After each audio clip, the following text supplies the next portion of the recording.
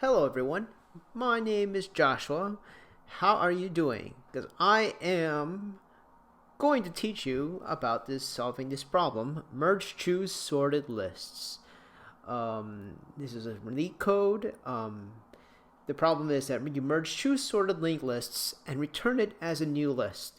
The new list should be made by splicing them together. If you don't know what the word splicing means, it means merging them together, the nodes of these two lists. So in this example, one list is 1, 2, 4, and the other one is 1, 3, 4. Actually, let's roll back a little bit. What is a linked list? Well, here, take note of this public class list node. Each of these lists are composed by many nodes that has the property of telling you what is the node right after that node and the value of that current node. I think you need a visual diagram. That's why I did this before I even started this problem. I show you this diagram right here. So in this case right here, this is a single linked list, just like that's specified right here. Now you can tell right here the data inside this one. This will be a list node. This will be a list node. This will be a list node. So a way to think of linked lists is basically a chain of list nodes. In this case, let's pretend that this list node right here, the value of that list node right here would be A, the value here would B, the one here C, and it continues on and on forth, and it also specifies the next list node in each one. So in this case right here, the next list node of this A node would be B. This one's will be C, this one's will be D, and this one will be null. That means the list has ended right there. Now, why is it a single linked list? You could tell that you can only go one direction through this linked list when you iterate right through.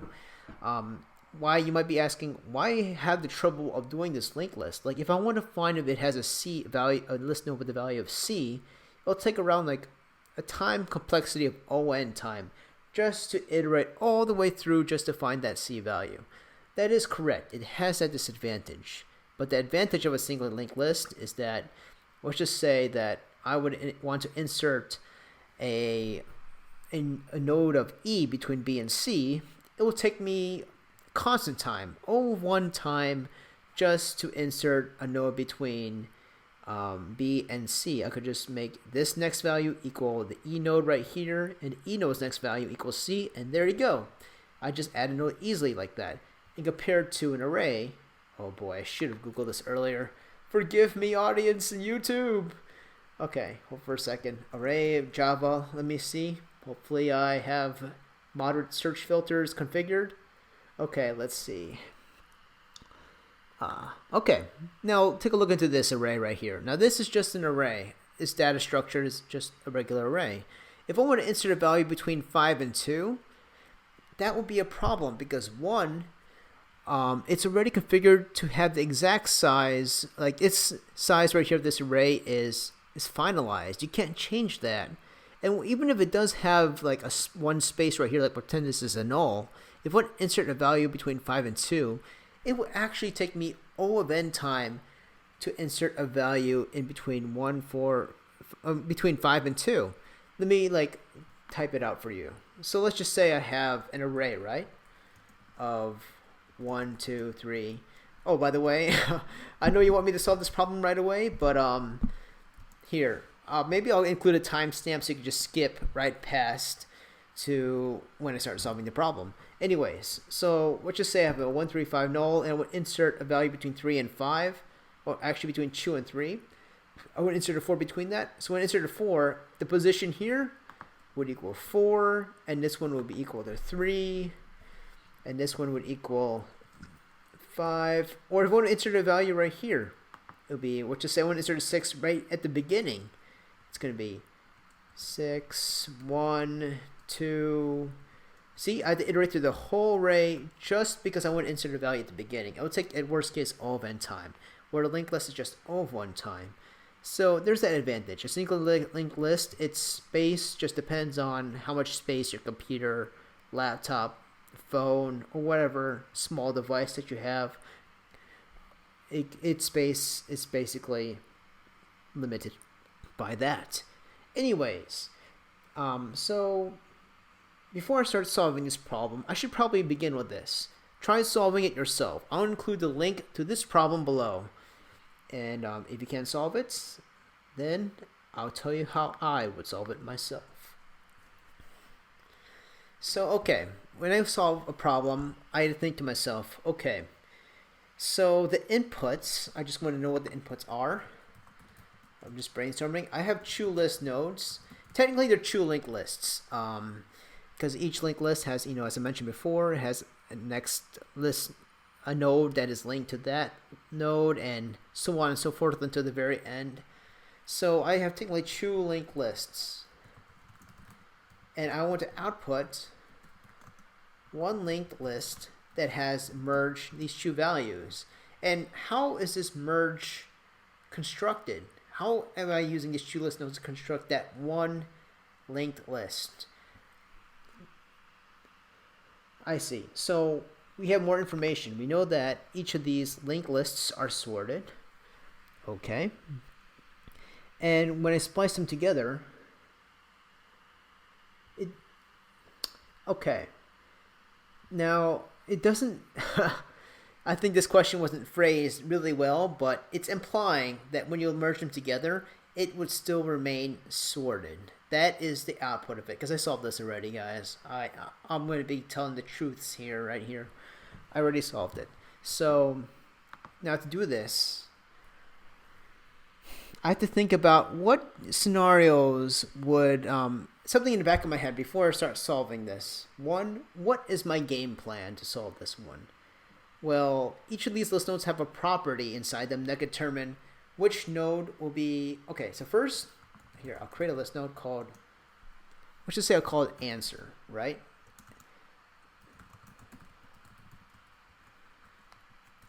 All right, so this is the answer right here. Now, if I want to compare L1 to L2 to know what node I'll add, like I'll connect it via its property right here, and I'll start adding nodes right here to sort it out, what will I be doing? You can see that it is in ascending order. When I say ascending, the numbers inside each of these nodes are increasing. 1, 2, 4, 1, 3, 4. You can see it increasing. So in here, it's now in order to know what node to add right here after this list node, I could see that I had to compare the value of this node to that node. If it's smaller than this list node, then I add it to this linked list. And then I iterate again. What is the next value? Okay, here 1, 2, 4, 1, 3, 4, 1, 1. They're both the same, so it doesn't matter which node that I add to the end of this answer to this linked list right here. So it'll be 2, 4.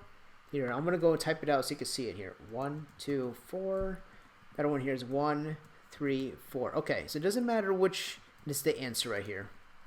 So it doesn't matter which of these nodes I add to this answer node because they're about the same. So I'll just take one from any one of them. I'll just take it from this one. So now 1, 2, 4, and then 3, 4. I iterate again. Which one is smaller? This node. This node. So I add this node right here. I remove it from that linked list. And then I can see the next one will be 2. I remove it from here. Now 4 and 3, I can take it from 3. I move it out from here. And finally, I left out with 4, and then 4. So that's how I construct my linked list. I compared the value, literally the val of each list node to know what node to add to this answer. Now you might be asking, why did I add the 0? In my strategy of solving this, I create some placeholder list node value right here so that I can be able to add nodes to that. Because in order to actually construct this linked list right here, I actually have to create a placeholder. It's right, as you can see right here, I have to create a fake value, but don't worry about that one. I won't include this 0 into my answer. As a matter of fact, when I return the answer, I'll just return answer.next. So it's going to start from the linked lists that were added onto it later on, and it will just ignore that placeholder value. So, okay. So now when I do that one, you can see that I'll be looping back and forth. I'll be checking again, back and forth, back and forth. So what I'll be creating is I'll create a while loop. They'll check if the L1 list node value is less than the L2 that value. I'll go ahead and solve this one. And if it is, oh, by the way, another important thing. So as I go through this linked list answer and I like added, here, I'll take this for example. So if I add a node right after this A and now it's B, this answer would still point to the head node right here. So, but I want to point right here because I want to add a node right after this node once I add it to this answer linked list. So how would I do that? I have to create some sort of pointer variable because here, I'll call it pointer equals answer. So what am I doing right here? What happens is that usually what I'm doing right here is that this points to the address or the location of this list node in its memory. So here's what's happening right here. So this pointer, once I iterate through this list and try to add answers to it, I'll make, okay, pointer starts at this placeholder right here. Once I add a value, I want to make this pointer to equal that recently added node. So that case, I could use that as a reference to add a node right after that one. Here's what I mean. Okay, so pointer dot next equals L1 because this L1 will be less than L2. You want to add that node into that list, and you want to remove that list node by doing L1 equals L1 dot next, and then it deletes it away. Now see what I'm doing right here. Pointer dot next equals L1, and so what I'm doing right here, and then once I'm done adding that one, I do pointer equals pointer dot next. So I mean, I still want to return to answer dot next, but I'm referring now to the new node that was added into this linked list. And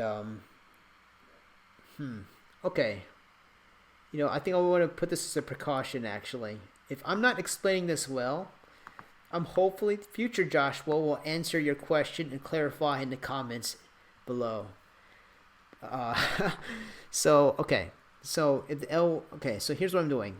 The next value of this linked list would equal whatever added node that I put inside the answer, whatever I chained into it, and I moved that pointer into the next slot. So I move this pointer, I move it right here to this added part right here.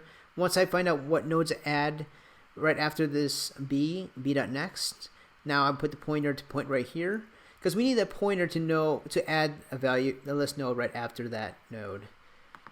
I feel like I've been repeating the answer, repeating what I've been doing multiple times because I'm uncertain if I'm explaining this correctly.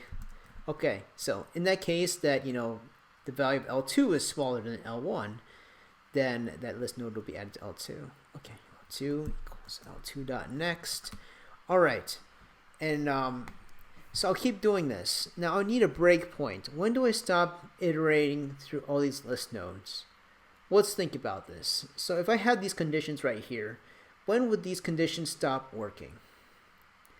It will stop working if, let's look at right here. I'm going to iterate through the whole list. Now, if I finish adding this whole linked list already into the answer, it's going to be left with this null value.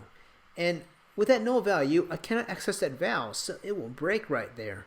Now, to prevent that from happening, I'm going to add L1 is not equal to null. I have to make sure that it continues iterating only if that linked list or the other linked list is now equal to null. But now we're left with that scenario. The scenario that, okay, we add one whole list into the answer, but we'll still have some leftover values in the other linked list. How do we deal with that? In that scenario, we do these Encase Conditions to cover it. Now, if the L1 is completely finished, we only want to add the remainder of the other linked list into that answer, to the answer that we'll be outputting. Now, if it were the other one, pointer dot next would equal L1. There you go. Now I covered the end cases. Now if I were to run this code, boom, ta-da! I got the answer. Now if I submit this one, I should get a correct answer. Oh yeah. You can see I've been practicing recently many times to make sure I got this right. All right. So now let's think about this. What is the time complexity? How do I know how long it runs? Well, it has to iterate through this whole linked list and this other linked list. So I'll say OM plus N, where M represents the number of values inside the list node and N represents the number of values inside this list node. OM plus N. And the space complexity is going to be, I think, about OM plus N as well. If I'm incorrect, guys, please correct me in the comments. I'm still learning about this too, actually, I confess. But I feel like that's what it should be, because think about it. Once you have that whole answer, it will equal all the nodes inside L1 and L2. So it'll take M plus N space in that data structure that I'm creating and what I'll be outputting. Anyways, thank you guys for watching, and please like and subscribe. And if you do, I'll give you $1 million inside your college dormitory. As soon as you press like and subscribe, when you open your eyes and look around your room, their ceiling will be decorated with thousands of green cash. Just kidding, guys. Well, that's an awkward joke. I think I'll just end it here. Have a chill day, guys, and good luck on your interviews or exams.